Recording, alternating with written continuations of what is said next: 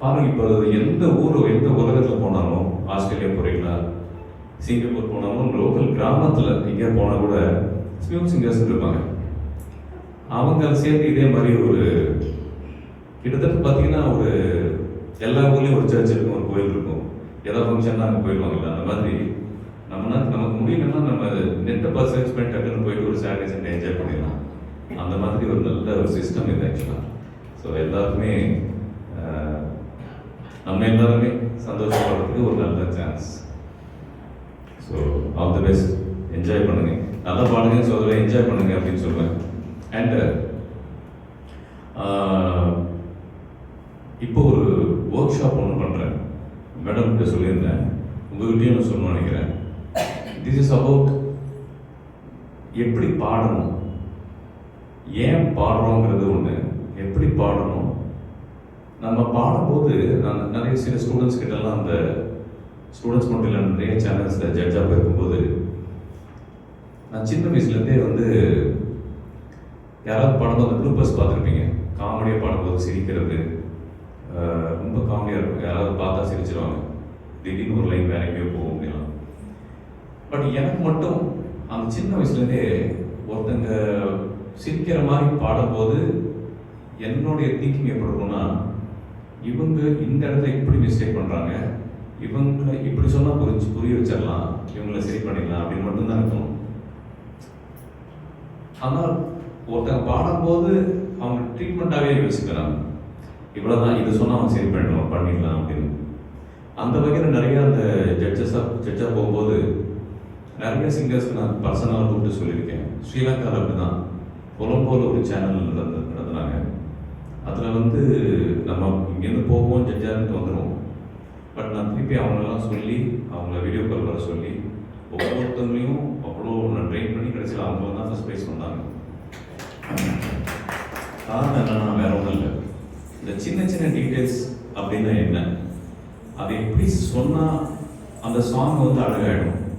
இப்போ 2 வகை இருக்குது. ஒன்று வந்து ஒரு சாங்கு கேட்குறோம், அடியார் தடை பாண்டிங்கன்னு வரும்போது அந்த அடியார் தடையில் எவ்வளோ கர்வ்ஸ் இருக்குது, எவ்வளோ ஸ்ட்ரெயிட் லைன்ஸ் இருக்குது, எந்த கர்வில் அந்த கர்வில் எவ்வளோ பாதி ஃபெயிலு, எவ்வளோ பாதி அஸ்தியாக வருது, எவ்வளோ போல்டாக எங்கே வருது, ஏன் அந்த இடத்துல அவங்க போல்டாக பாடுறாங்க.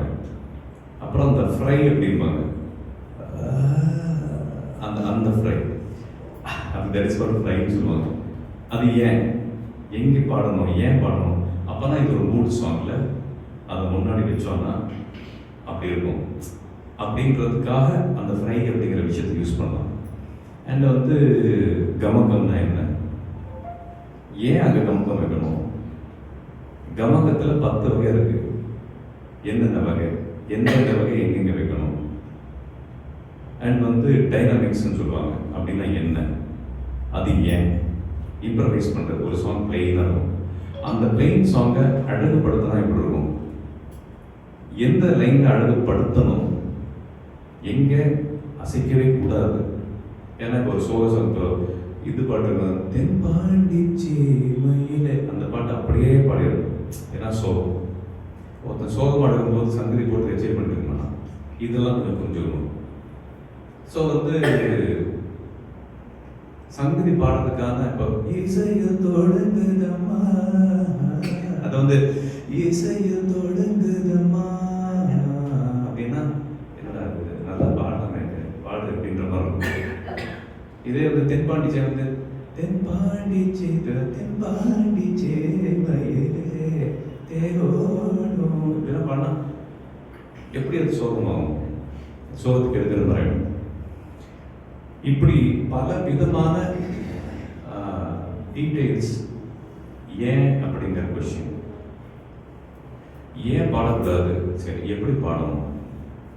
இப்போ என் வாய்ஸில் நான் பாடும்போது எனக்கு கரெக்டாக இருக்கும், ஆனால் இன்னொருத்தர் கேட்கும்போது எங்கே தான் தப்பு பண்ணுறீங்கன்னு சொல்கிறாரு, எனக்கு தப்பாக தெரியல. ஏன் நான் வந்து கரோக்கே போட்டு பாடுறேன், எனக்கு சுற்றி தப்புன்னு சொல்கிறாங்க, அவங்க கரெக்டாக பாடுறாங்கன்னு சொல்கிறாங்க, இது எனக்கு புரியல. ஏன் இப்படி ஏன் நிறைய ஏன் கொஸ்டின்ஸ் இருக்கு. இந்த வை நிறைய இருக்கு. அது மட்டும் இல்லை, இப்போ வந்து இன்னைக்கு ஈவினிங் எனக்கு ப்ரோக்ராம், என் தொண்டை கட்டிடுச்சு, ப்ரோக்ராம் கேன்சல் பண்ணணும். இப்போ ஏதாவது வழி இருக்கா? என்னென்ன பண்ணலாம்? உடம்பு இப்படி பார்த்துக்கணும், தொண்டை வோக்கல் கார்டு எப்படி மெயின்டைன் பண்ணணும், இப்படி நிறைய இருக்கு. ஒரு 120 130 ஐட்டம் இருக்கு. ஒவ்வொன்றத்தையும் எடுத்து நம்ம டீட்டெயிலாக சொல்லணும் அப்படின்னு ஒரு பிளான். அந்த பிளான் வந்து நிறைய நாளாக கேட்டுட்டு இருந்தாங்க, பெரிய பெரிய ஸ்டுடியோஸ்லாம். பட் எனக்கு என்னமோ அது அப்போ மூடு இல்லை, தோணலை. பட் இப்போ வந்து எனக்கு மாலினி அவங்களுடைய ஸ்டுடியோ போகும்போது டக்குன்னு ஒரு ஸ்பார்க் வந்தது எல்லாருக்கும். சரி, யூஸ்ஃபுல்லாக இருக்கட்டுமே அப்படின்னு சொல்லிட்டு ஒரு ஒர்க் ஷாப் ரன் பண்ணுறோம். தட் இஸ் ஆன் அடுத்த மாதம் ஜூன் 29. அது வந்து கவிதா அவர்களுக்கு சொல்லியிருக்கேன், ராமலிங்கம் தெரியும். இது வரைக்கும் அதாவது 25 பேர் தான் உட்கார முடியும், இந்த மாதிரி ஒரு ஹால் தான்.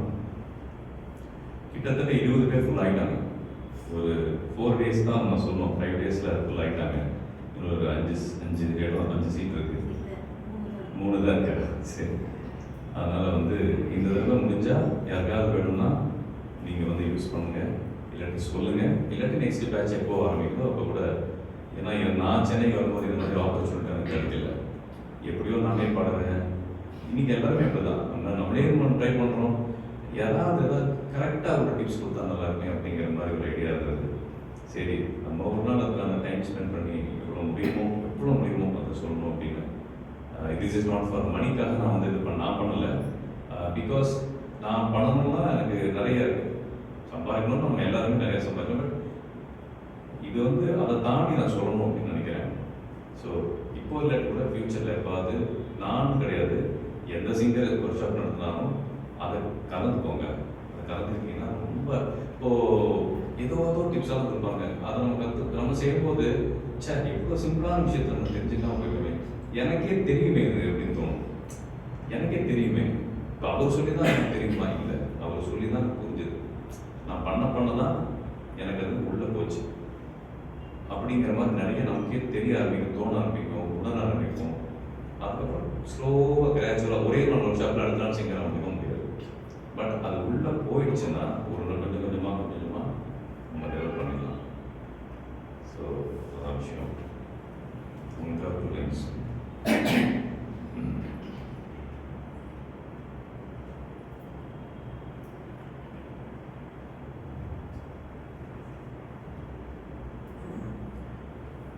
அழகாய் பூக்குதே, சுகமாய் தாக்குதே, அடடா காதலில் சொல்லாமல் கொள்ளாமல் உள்ளங்கள் பந்தாடுதே. அழகாய் பூக்குதே, சுகமாய் தாக்குதே, அடடா காதலில் சொல்லாமல் கொள்ளாமல் உள்ளங்கள் பந்தாடுதே. ஆசையாய் பேசிட வார்த்தை மோதும், அருகிலே பார்த்ததும் மௌனம் பேசும். காதலன் கைச்சிறை காணும் நேரம் மீண்டும் ஓர் கருவறை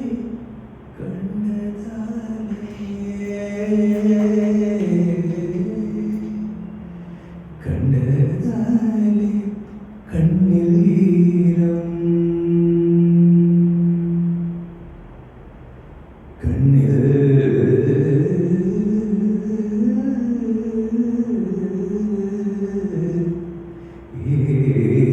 ஈரம்.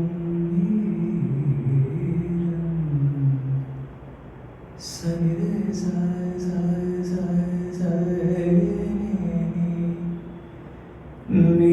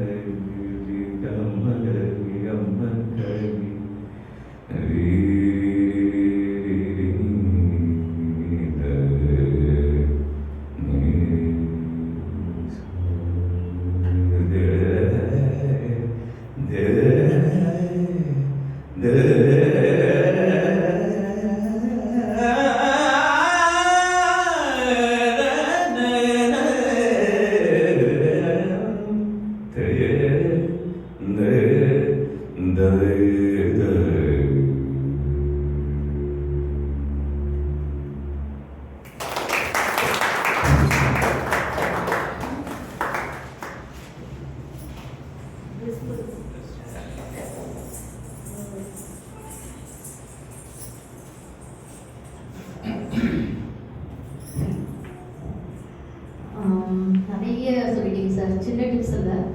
அதுலேயே இந்த ஒரு பாட்டிலேயே எல்லாத்தையும் எடுத்துகிட்டு வந்துட்டீங்க. அதுதான் நீங்கள். தேங்க்ஸ் எல்லாம் சார்.